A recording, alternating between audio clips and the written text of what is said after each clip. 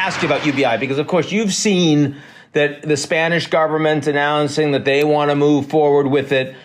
You've seen the Pope come out just the other day and saying we need universal basic income.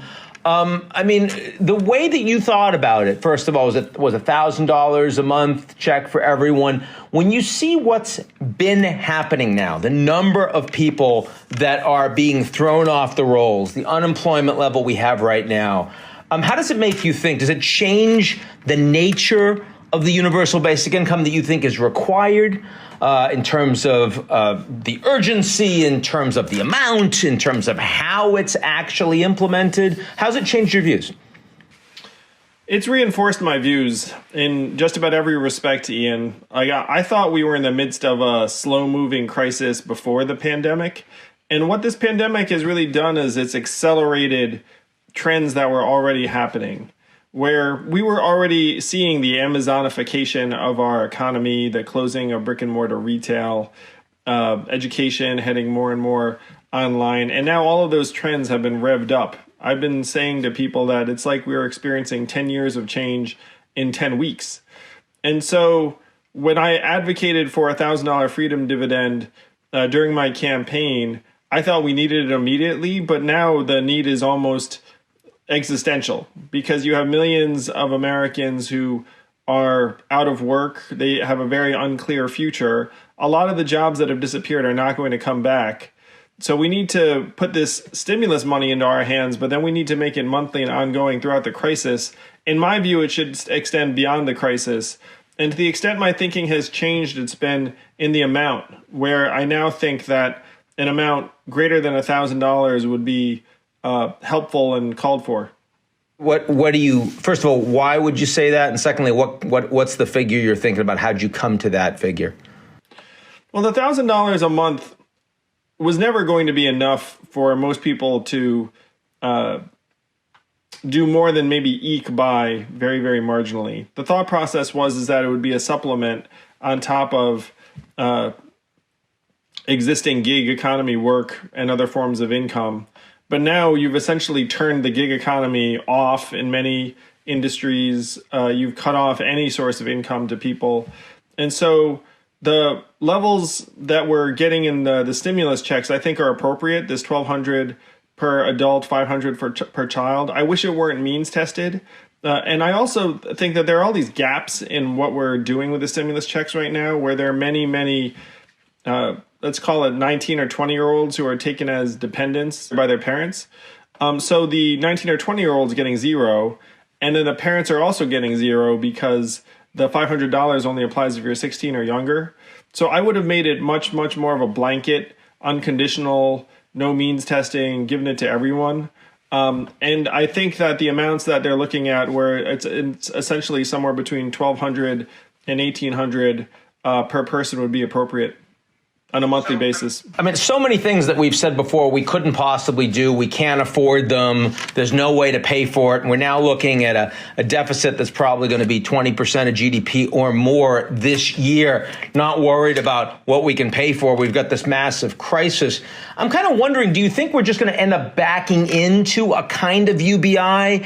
Because everyone knows you can't stimulate the economy until you provide relief. And if you've got a large percentage of the workforce that's been kicked out of the workforce and isn't coming back for 3 months, for 6 months, for 12 months, for 18 months, I mean, at some level, you've got to keep providing these folks checks, right? I think you're right, Ian. We're going to wind up at a universal basic income type reality, and we're probably going to back into it piecemeal. Like you have this stimulus bill, but they're already back at the table trying to figure out what the next stimulus could look like. So to me, it's vital that we don't stop with one payment, because the fact is this $1,200 isn't going to last people very long. The desperation is just going to continue into May.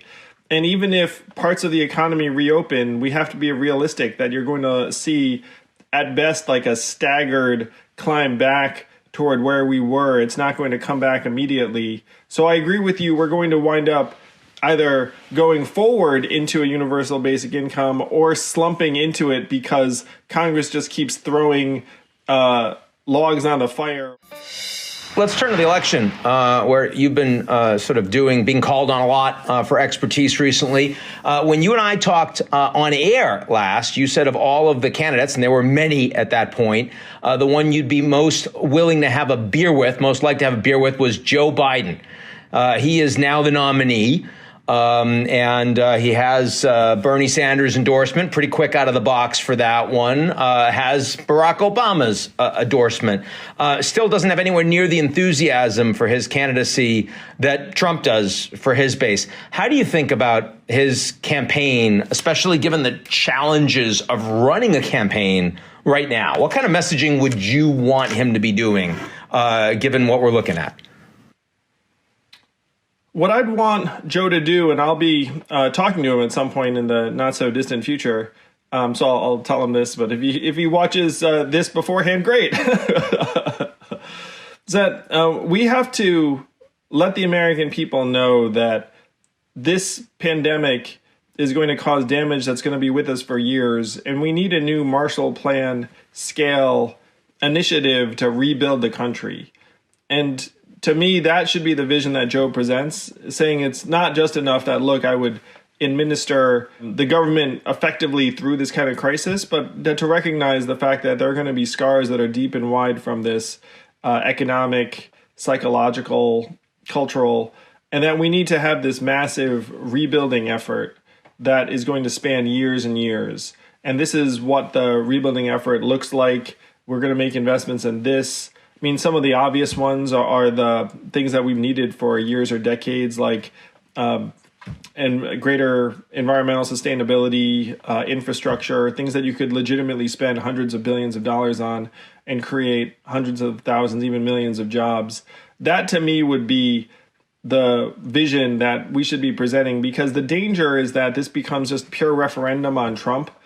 And I think that Trump's done a terrible job managing the coronavirus crisis, but there is a natural propensity for people to rally around the flag and rally around the leader in a time of crisis. And Joe has to make a positive case and present a bigger vision than I'm not Trump, let's go back to normal. And when can he start doing that, right? Because, I mean, right now, of course, I mean, not only do we have these press conferences every day, but we're in the teeth of the crisis. We haven't turned the corner yet. People are still under lockdown.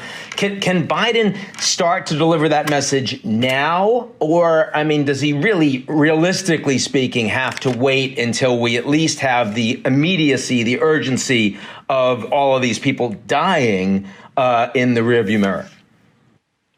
That's a great question, Ian. I personally do not think it is too soon to start presenting a positive vision of what we can do after this crisis, even in the depths of the crisis. Even right now, when I agree with you, to me, priority number one is just getting PPE into the hands of healthcare providers in Louisiana. Like, that's number one.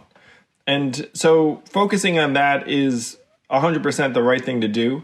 But it's not too soon to start thinking about how we're going to actually rebuild after this crisis clears, whether that's, weeks, months from now, or even next year, after hopefully a vaccine gets developed. To me, that's one of the roles of the presidency, is to present a vision to the country that people can get excited about and passionate about. Put the money in our hands.